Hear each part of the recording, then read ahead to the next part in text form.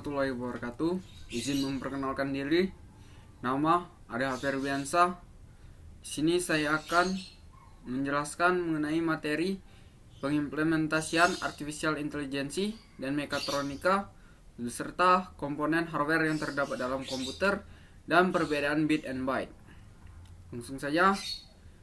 Artificial intelligence (AI) atau kecerdasan buatan adalah sistem komputer yang mampu melakukan tugas-tugas yang biasanya membutuhkan kecerdasan manusia. Teknologi ini dapat membuat keputusan dengan cara menganalisis dan menggunakan data yang tersedia di dalam sistem. Proses yang terjadi dalam artificial intelligence mencakup learning, reasoning, self-correction, dan proses ini mirip dengan manusia ketika akan melakukan analisis sebelum memberikan keputusan. Penerapan artificial intelligence (AI) di dalam aplikasi penjualan. Contohnya yaitu Pepperobot. Pepperobot ini dibuat di Jepang yang bekerja sama dengan produsen robot Prancis Aldebaran. Untuk mengembangkan Pepperobot humanoid yang dapat berinteraksi dengan pelanggan dan merasakan emosi manusia, Pepper sudah populer di Jepang, di mana ia digunakan sebagai penyambut layanan pelanggan dan di 140 toko seluler SoftBank. Hadirnya Pepperobot ini diklaim meningkatkan penjualan hingga 50%. 50%.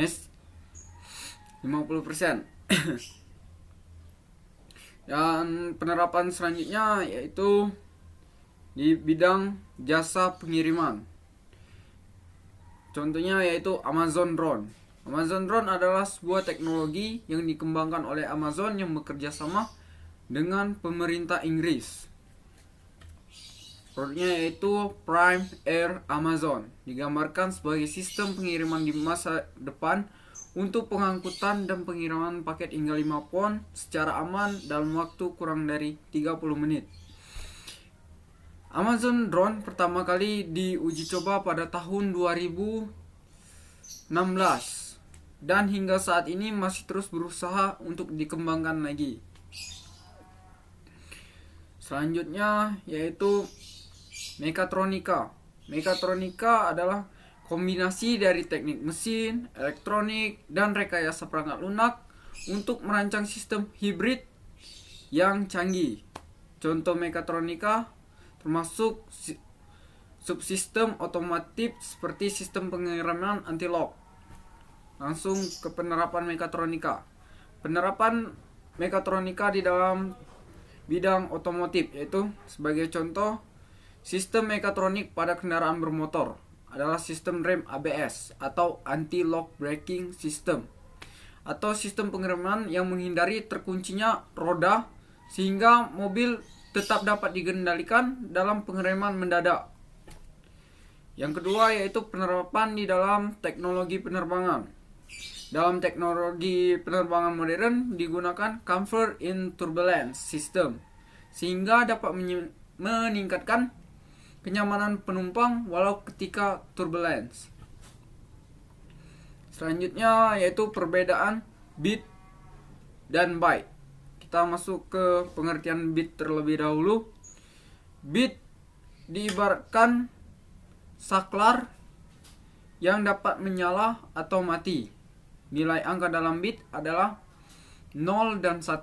0 itu sebagai tanda dalam keadaan mati atau tidak ada tegangan listrik, dan 1 itu diibaratkan sebagai menyala atau memiliki tegangan listrik. Bits itu sendiri dilambangkan dengan huruf B kecil. Dan sementara itu pengertian byte. Byte merupakan gabungan dari beberapa bit. 1 bit itu 8 byte. 8 byte. Bit dilambangkan dengan huruf B besar.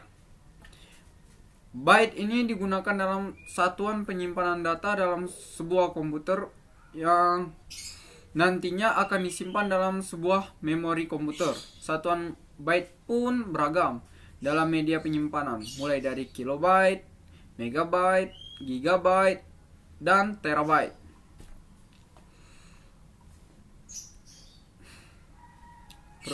Jadi perbedaan bit dan byte itu, byte dinyatakan dengan huruf B besar, sedangkan bit dinyatakan dengan huruf B kecil. Biasanya transfer speed bandwidth dinyatakan dalam bentuk bit, sedangkan kapasitas penyimpanan data biasanya dinyatakan dalam bentuk byte.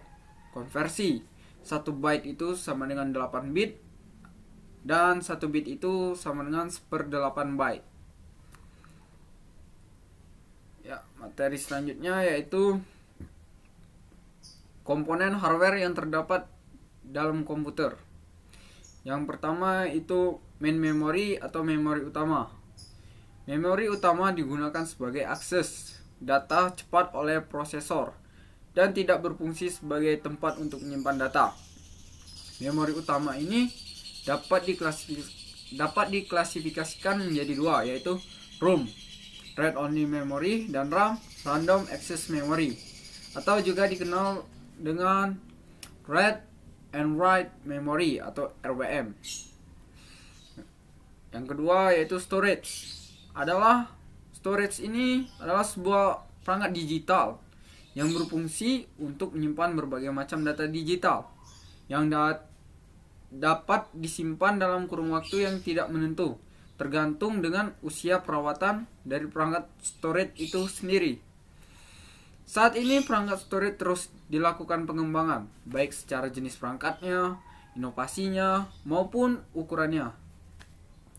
Jenis dan contoh perangkat storage, yaitu yang pertama primary storage. Primary storage adalah sebuah media penyimpanan yang berfungsi untuk menyimpan data primer Primary storage disebut juga dengan memori internal. Primary storage biasanya memiliki kecepatan akses yang lebih cepat daripada secondary storage. Selain itu, primary storage hanya memiliki kapasitas yang terbatas dan cenderung lebih kecil daripada secondary storage. Contoh dari primary storage yaitu RAM. Yang selanjutnya yaitu secondary storage. Untuk contoh primary storage tadi itu ada 2, yaitu RAM dan ROM. Yang selanjutnya yaitu secondary storage. Secondary storage,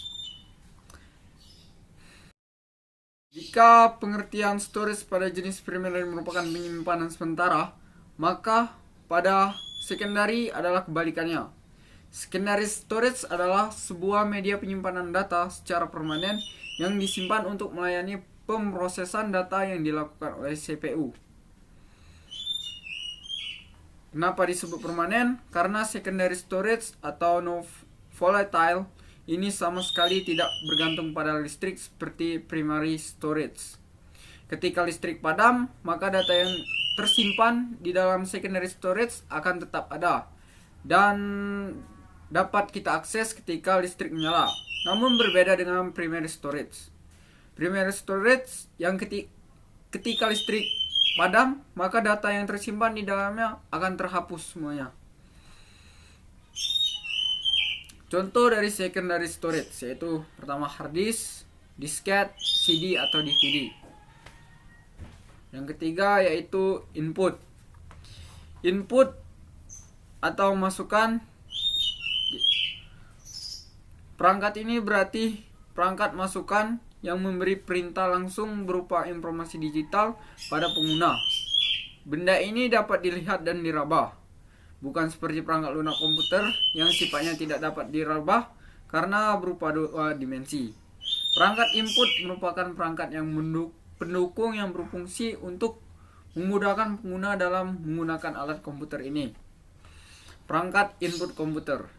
Contohnya yang pertama itu keyboard, mouse, touchpad, lightpad, scanner, joystick, trackball, dan lain-lain. Selanjutnya yang 4 yaitu output. Output berarti luar. Jadi perangkat output atau output device adalah piranti pada komputer yang dapat menghasilkan atau menampilkan keluaran output dari hasil pengolahan data. Data diolah oleh komputer lalu dikeluarkan berupa produk. Contoh dari output berupa satu monitor, printer plotter, headphone, proyektor, dan speaker. Yang terakhir yaitu CPU, Central Processing Unit. CPU atau Central Processing Unit adalah perangkat keras komputer yang memiliki tugas untuk menerima dan melaksanakan perintah dan data dari perangkat lunak. Fungsi utama dari CPU adalah melakukan operasi aritmatika dan logika terhadap data yang diambil dari memori atau dari informasi yang diberikan melalui beberapa perangkat keras. Komponen-komponen yang terdapat dalam CPU adalah casing, RAM, hard disk, motherboard, prosesor, VGA card, dan sound card. Baiklah, itulah materi yang dapat saya jelaskan. Kurang lebih saya mohon maaf. Kepada Allah saya mohon ampun. Wabillahi taufiq walhidayah. Wassalamualaikum warahmatullahi wabarakatuh.